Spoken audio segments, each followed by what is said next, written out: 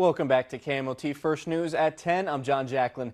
We're now in the third week of the girls golf season. A handful of our area teams were back in action today following successful outings at last week's East-West meet.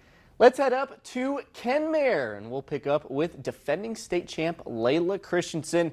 Here's her second on the par 4 third hole, lands on the fringe and nestles nicely on the front of the green. Here's Kenmare's McKenna Mao looking to get up and down from 10 feet, and she does. Solid showing from the senior on her home course. And here's Mao again looking for par on hole 6 from further out. Ball does a 360, hangs on the edge and drops. She places second today with a 9 over 79. Only in front of her, Layla a bit earlier with a chip on the 6, burns the edge of the cup and stops, leaving 4 feet for par. She shot 3 over today to win by 6 strokes. Staying on the same hole but with a different group, Kenmare sophomore Emma Sandberg sets herself up with a straightforward par putt. After an excellent tee shot, she earns herself a 5th place finish on the day. The Lakers take first as a team. Ella Pearson and Lauren Christensen also in the top 5. Honkers take second.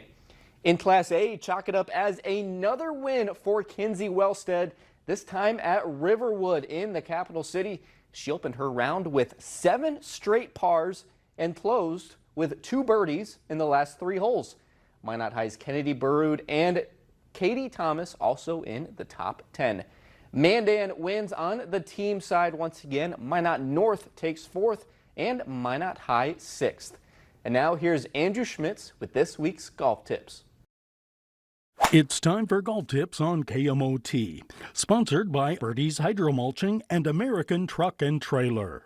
Welcome to Beowulf Golf Club. I'm PGA head professional Andrew Schmitz, and today we're going to talk about all our short game options once we get up by the green and we're not on the green. Right off to the right side here at hole 18, I've only got about 10 feet of fringe to cover until I get to the green, but I'm in a spot where it's downhill and really fast. Most amateurs or members that I play with will grab a sand wedge or a lob wedge and try to hit a pitch shot from here that has some height for no reason. I always tell them that their worst putt is going to be better than their worst pitch.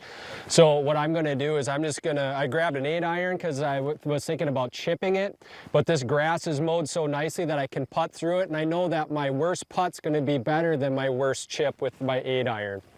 So I'm going to just get set up just like a normal putt.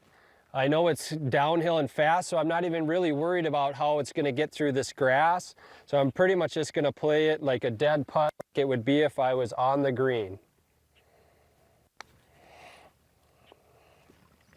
So the next time you find yourself just a little bit off the putting surface, you don't need to hit a high pitch shot. Practice some low shots with either an 8-iron or a putter. Thank you, Andrew. And boy, that was a lot of golf. How about we talk a little football to close things out? North Dakota State football will kick off 2027 at a neutral site against another FCS powerhouse on national television. The Bison will meet Montana State as part of ESPN's Vegas Kickoff Classic on Labor Day weekend at Allegiant Stadium. The teams have matched up in 2 of the last 4 national championship games. The Bison and Bobcats are also number 1 and 2 respectively in the AFCA preseason coaches poll. We'll see if maybe they meet in the playoffs again this winter. We'll be right back.